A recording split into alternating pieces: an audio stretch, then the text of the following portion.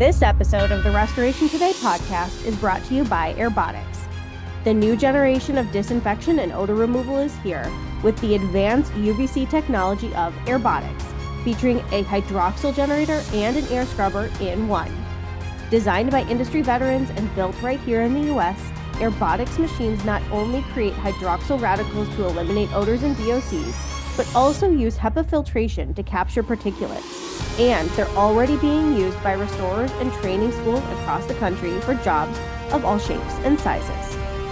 Step into the future of restoration today and learn more about the Airbotics trial program and how to buy at airbotics.com.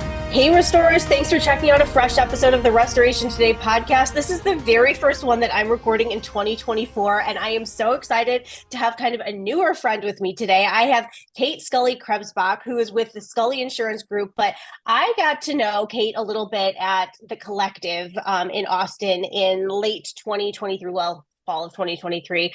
And she carries herself so well. She has kind of this fun way of getting people to remember her. I'm trying to decide how much I want to give away. She also knows a lot about insurance and also just the value of being a resource for other people. And so I wanted to bring this amazing woman into the conversation and kick off 2024 with a bang. So Kate, thank you very much for being here. I'm going to toss it over to you and have you kind of introduce yourself and share a little bit about your background and how you found yourself in insurance and in the restoration industry and all that stuff. Michelle, thank you for having me. It's truly so great to see you and happy 2024. I can't believe it, but we're here, snowing on both our ends. So yes. Bring it on, baby.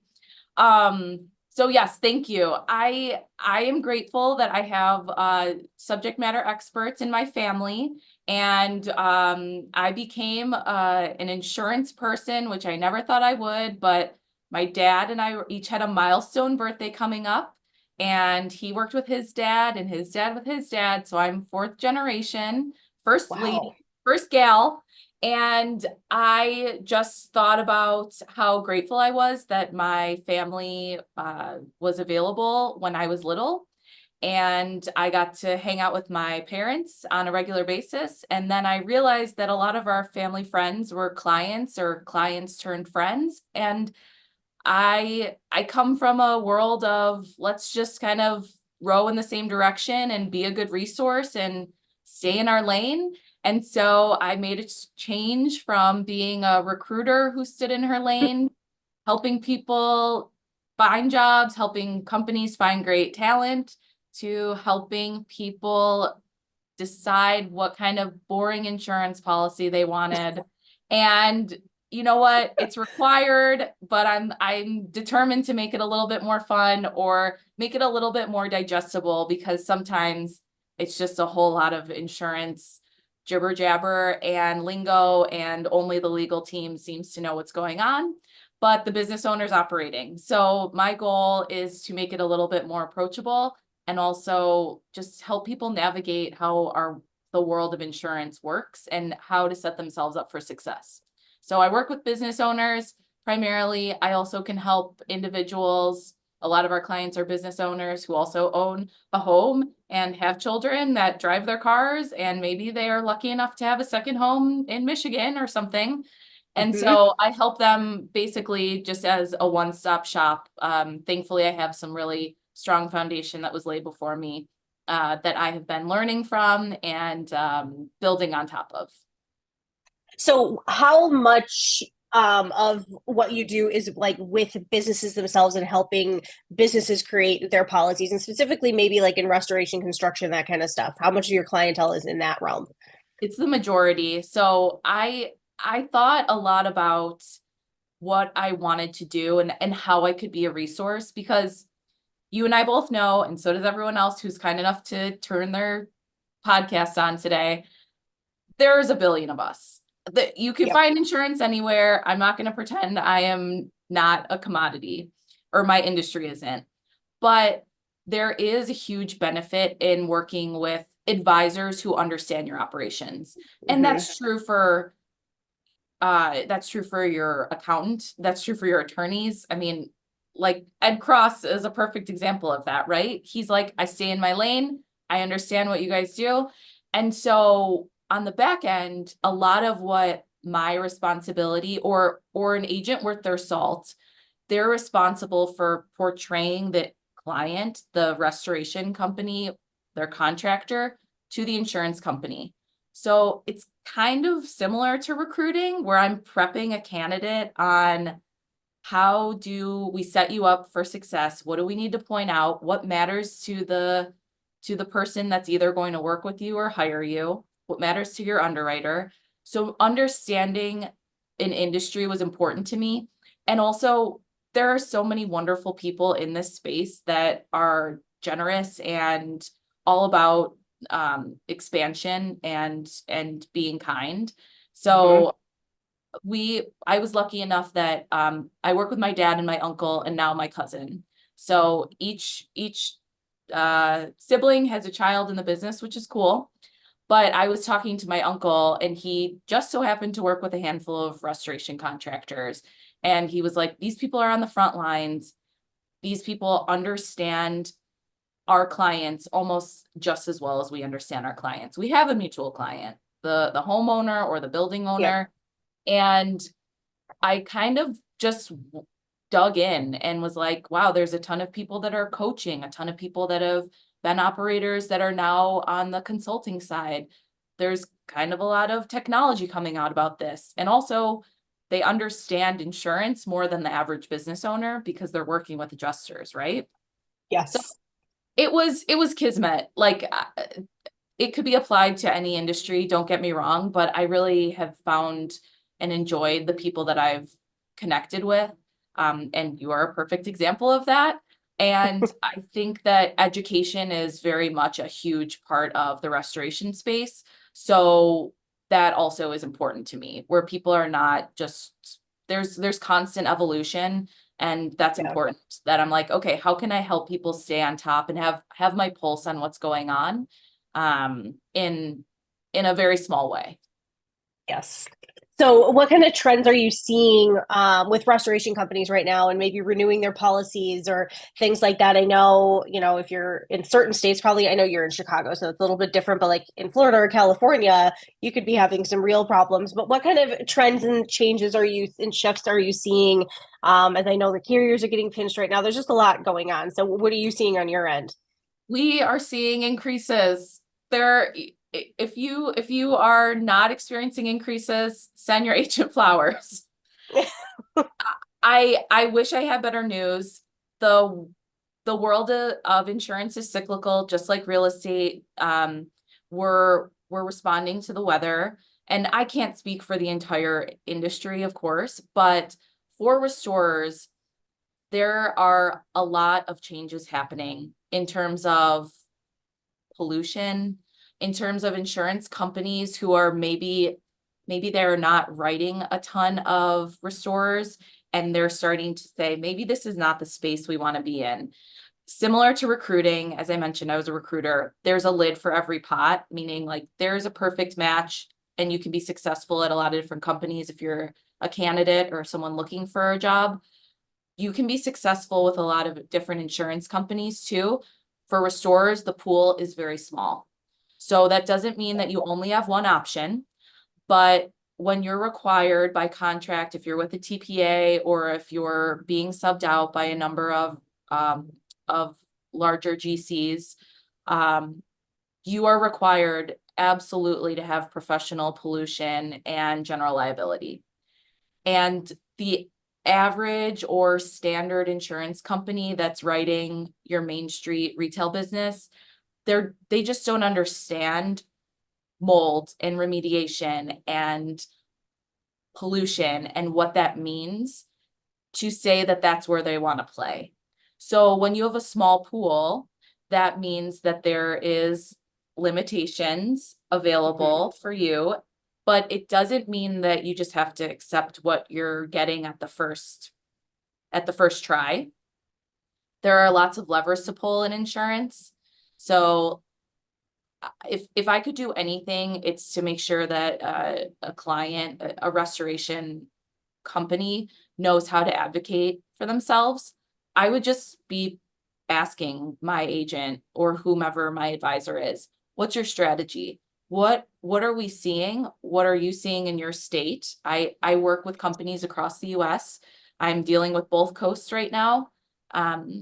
You, as a restorer, know how expensive it is to remediate something or replace something because the cost of construction is up. It's also, you're getting dinged just because you're operating in this business too.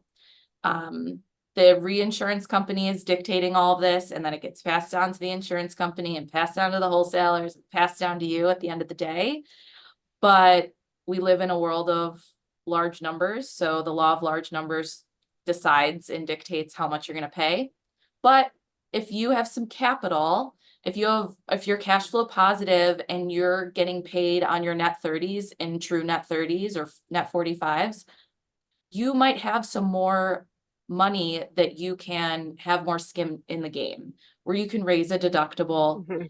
You can ask your agent to say, give me 3 options, or I decided that I want to grow my business and I do need more insurance. What does that look like? Because when you start to, it's just like compounding, when there's efficiency in their scale. Once you continue to grow and you continue to add more insurance, it becomes more affordable. So it is a double-edged sword, but ask your agent what their strategy is. Like, what markets are we going to? Who is doing well in this space? For me, you have to be selfish and you have to say, do you understand my operations and what are the top markets you're going to? So even if you literally just text your agent or however you communicate with them, be like, these are 3 things I want to know. What insurance companies are we going to? What are alternate options to make my insurance more affordable? Or are there better terms and conditions that you can negotiate for me? And that, I think, is mostly why I want to stay in the restoration space, because that I'm speaking the language of the underwriter, but also my insurance client understands that makes a difference. Are you seeing restoration companies having a hard time renewing, especially if they've had a claim or 2? And what happens if you get to the point where you've had a claim or 2 and it's getting harder to renew and there's only so many places to even go that will insure restorers? So yes, there are times where restorers are getting, we call it non-renewed or canceled. Sometimes it's truly like dating. It's not you, it's me. Sometimes it's just the insurance company being like, we've not been profitable because we don't write a lot of restoration companies. We've been dabbling, and maybe we're going to step out of this ball game. Maybe this is not the right place for us. So when that happens, knowing why you're being canceled is important, because you need to, your agent needs to be transparent, and you as the owner need to be transparent about that as you go to other markets. But if you do have some claims, it's not a death sentence. There are many factors, and this is kind of where the technical side comes into play, and someone understanding, an insurance agent understanding what's happening behind the scenes. But if you're having a lot of claims, first of all, let's pinpoint what is creating this issue. Is it frequency? Is it severity? Did you unfortunately have someone going up into a crawl space? They didn't properly set their ladder and they broke a serious part of their body. That's going to be a big claim. Is that happening all the time? No? Okay, then we can mitigate that just like you do in restoration. If there's a frequency issue, that's a red flag for insurance companies, but there's a solve for that. You do have to really think about getting your people home safely. That does have a lot to do with culture. It is not a short-term play. It is absolutely, let's figure out a plan. Let's, just like we have a strategy on the marketing side, let's figure out a strategy on the safety side. Your insurance dollar, the amount of premium, the check that you write every year or every quarter, has built-in safety programs that you just need to knock on the insurance company's door or your agent's door and say, I'd like to take advantage of these. It is part of you as the business owner or the safety manager implementing them, but there are resources available that are literally baked into the amount of insurance that you have. So don't feel like you are stuck up a creek, but also underwriters and insurance live in a world of data. And similar to how you as a restorer are basically making a case or painting the picture for your adjuster when you're on a claim, we need to do the exact same thing to the underwriter. We need to document what our safety program is. We need to explain that these claims are either now being managed in a different way, or this was a one-off thing, and let's look at our complete history. We're not just living in this world of one data point at a time, right? If you've had a severe claim, God forbid, someone broke their neck, they can't return to work, there's maybe some morale issues going on, the team is feeling frustrated about it, was maybe a key person, but they're severely injured. Let's look at the last 4 years prior to that. Did you have similar claims? And again, this is also the job of hiring your insurance agent. Yep. Like, that's why you want someone who understands and can explain this and who understands restoration. But that's the thing. So we look at frequency and severity. And then also, there are just going to be more aggressive insurance companies. There's going to be new ones that come in. There's going to be others that say, see you later, restoration. You've never been profitable for me. The headquarters is saying goodbye, and we're only writing data technology companies. That sounds like a great plan for us. That's not the world we live in. Yep. So that's the whole point of like having a strategy. I would also say too, it's essentially a safety score. It's called your workers' compensation experience mod, which we could use some rebranding there, insurance industry. I'm just going to put it out there. It's a terrible name. No one understands it. Yeah. But that's essentially your safety score. It's the last 3 years of your claims history for your employees. If anyone was injured while working, that's going to identify if you are above or below average in your restoration industry. So for that particular space, the number 1 means you're average. Anything above 1 means you're paying more, and anything below 1 means you're paying less than the average restorer. So that's also a good way for you to gauge where you're at. It's a benchmarking tool that it looks really complicated and you get a worksheet every year, but if someone who understands what it means can explain it to you, they can kind of give you some guidance. And again, if you're doing great and you're operating safely, that's awesome data that you deserve credit for, that you need to make sure someone is taking through the distribution channel to the insurance underwriter. I love that. Okay. Safety score. Yes. And rebranding would be a good thing. I love that. Maybe that'll be what I make happen. Who knows? So that's a perfect actually segue to talk about kind of personal branding. And, you said that you're 4th generation. So it sounds like maybe the family company just has a good, solid history of being a resource for other people. That was, when I first met you, and then my interactions with you since, and seeing how you interact even online with other people within the industry, you just are like, I'm a resource. I'm here. How can I help you? And it may not always bring business, and it doesn't have to. And I can tell that you're somebody that authentically is like, if I can help you, let me know. And if I make a dime, fine. If I don't, fine, kind of thing. So where did you learn that? Where did that come from? At what point in your business journey did you learn it's about more than the dollars and cents, and being a resource is really where business is? I've been privy and grateful to so many people who have basically modeled that for me. So I feel like the college I went to was like very community based, University of Dayton. I'll give them a shout out. Behind me, believe it or not, my husband and I had this like amazing priest. We lived in Greenville, South Carolina at the time when we got engaged. And we had this amazing priest, and he gave us this idea essentially of everyone has a string. And that's why my balloon is behind me. Everyone has a string, and you want to add as many balloons to your string in life, because life is going to put a lot of paperweights on your string. So you need to keep the string up and not weighing heavily.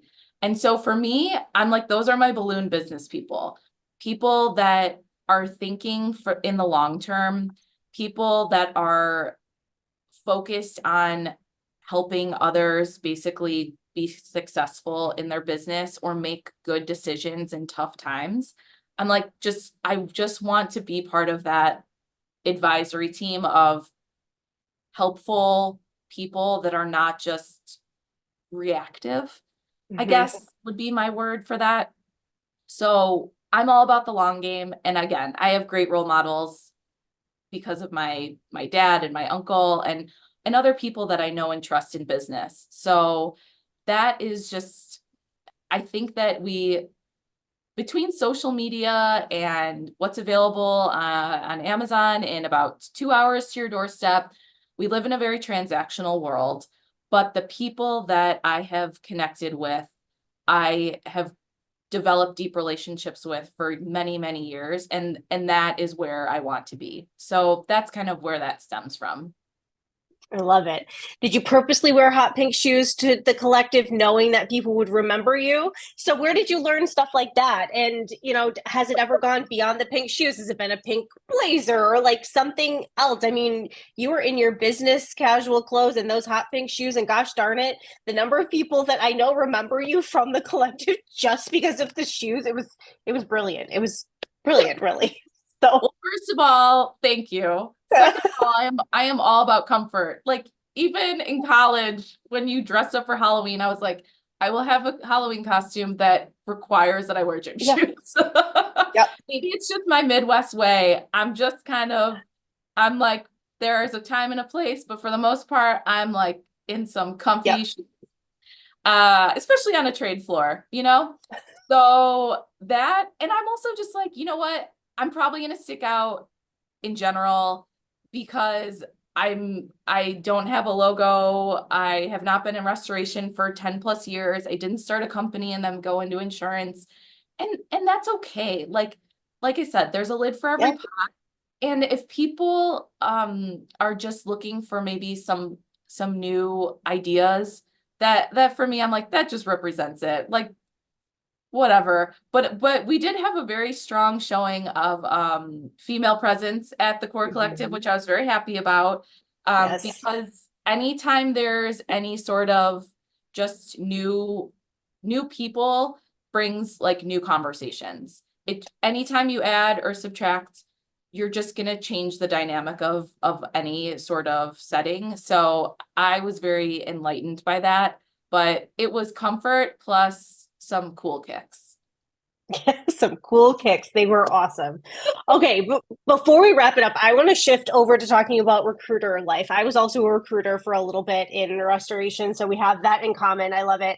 And so I wanted to, a lot of times on my podcast, we talk about recruiting from the owner's perspective and what the owner's looking for and how to find people.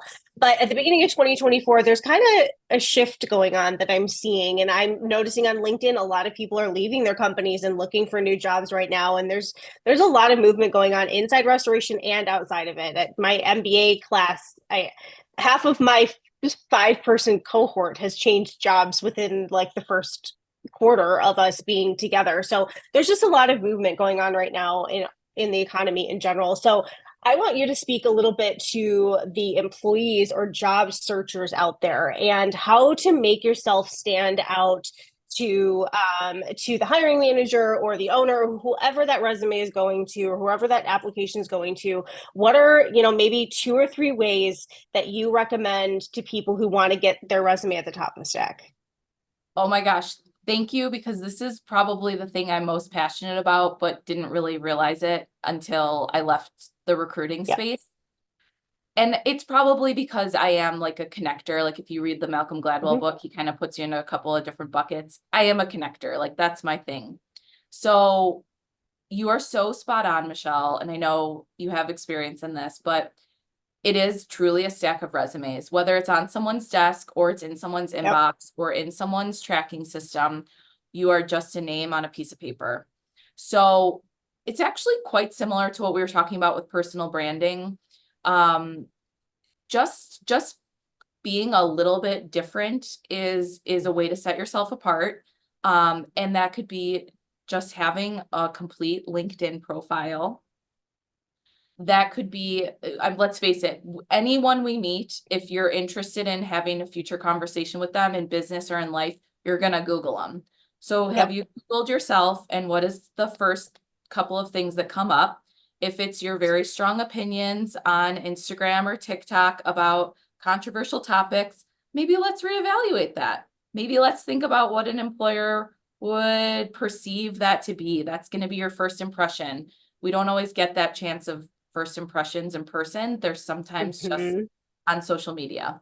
And so I would highly recommend that a professional picture, your LinkedIn profile, with your name, your preferred name, your job history, it should really mirror what your resume is. So there's consistency. And then also let's just think about how far we get in terms of connecting with people by chance or with a little bit of intent and purpose. And what I mean by that is if you are a business owner directly hiring people, or if you're a recruiter hiring people for a business, your inbox is very full. So you may not stand out to anyone unless you have this like perfect spot on resume that just sings your praises and is glowing essentially in what they're looking for. The chances are low to be found in a haystack. So let's think about who. LinkedIn is a huge resource. It's free. And also let's think about who you know on LinkedIn and who are people that know that can connect you with the people that you'd like to connect with. So I want everyone to, if you are looking for a new role or you want something more from your role that you're not getting at your current company, I would recommend that you look at who you know on LinkedIn and see if any of your ideal companies that you're planning to apply to, if you have any mutual connections there or second or third degree connections. It could be that your uncle or your neighbor went to college with the owner of ABC Restores. Having that opportunity to reach out, be proactive, and also follow through are qualities that many employers are seeking, are almost begging for in a candidate. And it just exhibits from the very first interaction that this is who you are at the core of you. So before you apply to any job online, please try to connect with a live human, whether it's on LinkedIn or if they have an Instagram business profile, send them a message. And not, hey, I'm interested in working at your company. Do you have any openings available? It's like, I want to show you what value I could potentially bring. I'm seeing this as the job seeker. I want this to be a two-way street and a mutual connection, not just I'm looking who's open. You have to make sure that it's a nice complementary fit. And I think the way to engage is to either like or comment on an HR executive or a business owner's LinkedIn if it really is something you're interested in or it means something to you. I mean, there are some really amazing leaders in this space, and they're constantly just sharing these tidbits of like leadership info, or this is a key life lesson I learned. Just look them up, connect with them or follow them and comment on something. And then just, it might turn into a direct message and it might say, hey, I'm sure you're not the right person for this. I'm sure one of your team members is handling this, but I'm planning to apply for this job. Is there someone that you'd like me to connect with? Or I have X, Y, and Z years of experience. I'm really open to a new opportunity that is something that's going to be a little bit more fulfilling. Or maybe you're just moving. Maybe your family's relocating, right? And so showing your value and basically taking the guesswork and the weight of the job seeking off of the shoulders of the employer is going to be a great way to stand out. I tell this to even like college students who have no leverage and are like looking for their first job, but honestly, people want to work with good people. And so if you are able to just showcase yourself as a person that follows through and takes initiative, like you're going to stand out and you're going to find someone or a few companies that also appreciate that just by taking that initial proactive step. Yes. Perfect. Great advice. I love it. Be proactive and don't just apply blindly to Indeed or LinkedIn postings, please. That is a crazy thing now where it's like that easy apply one button and it's like, yeah. I don't know. Technology has been great for recruiting, but on the flip side, there's some like, oh, I don't know. LinkedIn is a great resource. So yes, try to find a personal. It's kind of like you need to be your own PR person, as the way I look at it. You need to figure out how best to find your connections and Totally. get yourself in there instead of just hit the apply button and hope for the best. You have to do extra to get in there. So Totally. Hope is not a strategy. hope is not a strategy. I love it. Okay, Kate, anything else that you want to chat about before we wrap it up? This has been great and full of a lot of advice. Like we've talked about a lot of topics in a short window. So I love it. Anything else you want to add? I just want to say thank you, Michelle and team. I know there's a team behind you, but you guys are huge resources. So please, everyone, make sure that you're subscribing to CNR. I think that there's just a lot of really refreshing people that are sharing their ideas that you can borrow from. And if you are feeling stuck or frustrated, or maybe your advisor, whether it's your accountant or your insurance person or your attorney, maybe they're retiring and riding off into the sunset, like raise your hand. My network is here to be shared. And if I can connect you with someone to kind of replace or fill in a gap of your team of advisors, I would be happy to be that person.